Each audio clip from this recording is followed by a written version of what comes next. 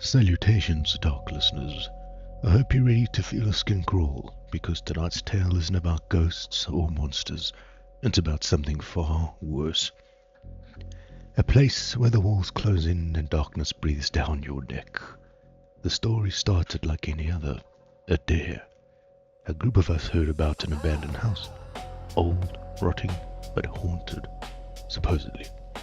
But there's something you need to know about haunted houses, dark listeners. It's not the ghosts that get you, it's the place itself. This is the story of how I got trapped in an old house, where every step felt like it could be my last, where darkness just wasn't around me, it was inside me, crawling under my skin. And the worst part, I wasn't alone.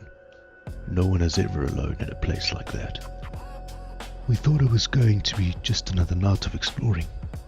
The house was on the outskirts of town. No one had lived there in decades. Boards over the windows, the smell of decay filling the air.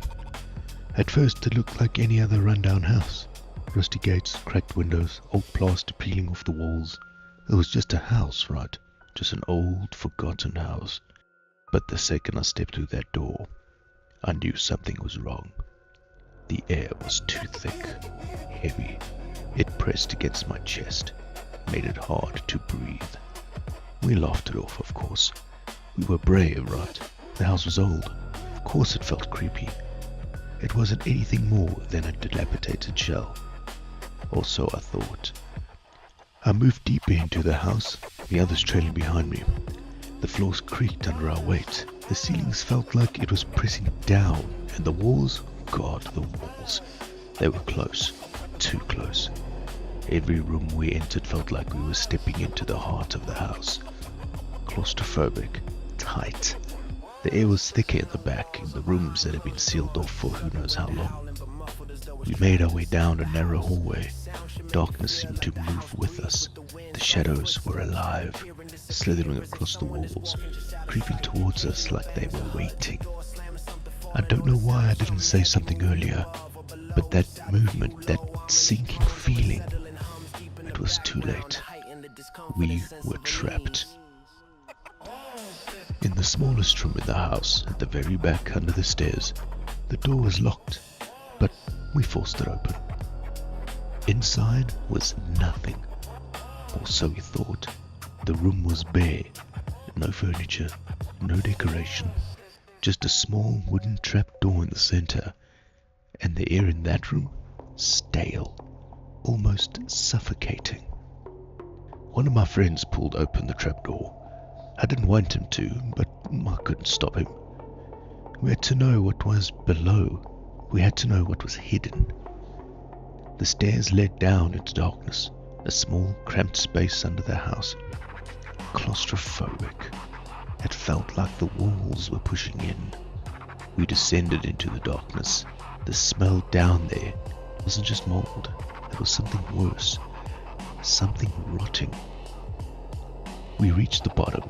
The lights of our flashlights flickered, but there was something about the way the shadows moved. It felt like they were watching us. In the corner, a pile of old rags. But as we got closer, I saw something.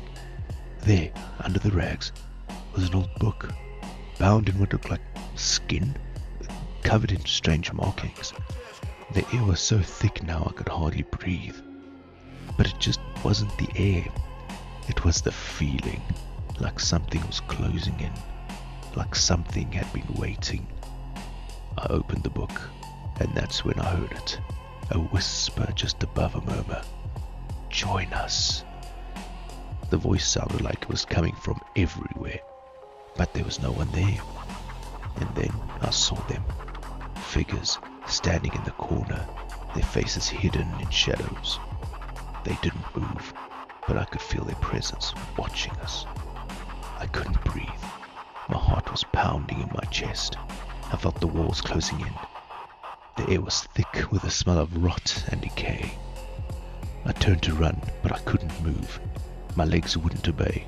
I was stuck. And that's when I felt it. Something grabbed me from behind, pulling me down into the floor. I struggled, kicked, screamed, but the darkness swallowed me. And then It was quiet. I woke up alone. The house was still there, but everything felt wrong. The walls seemed closer and the air was still thick.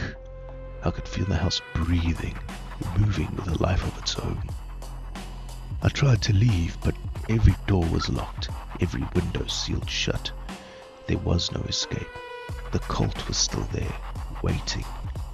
They never left. And now, I'm a part of the house. I can hear them whispering. I can feel the darkness closing in. I can't leave, and neither will you. So, dark listeners, what would you have done if you found yourself trapped in that house? Or would you have let the house claim you like the rest? Comment below. I want to know what you would have done. And if you want more of these stories, like and subscribe. The signal only gets stronger with your help. Until the next transmission, stay tuned, dark listeners. The house is always waiting.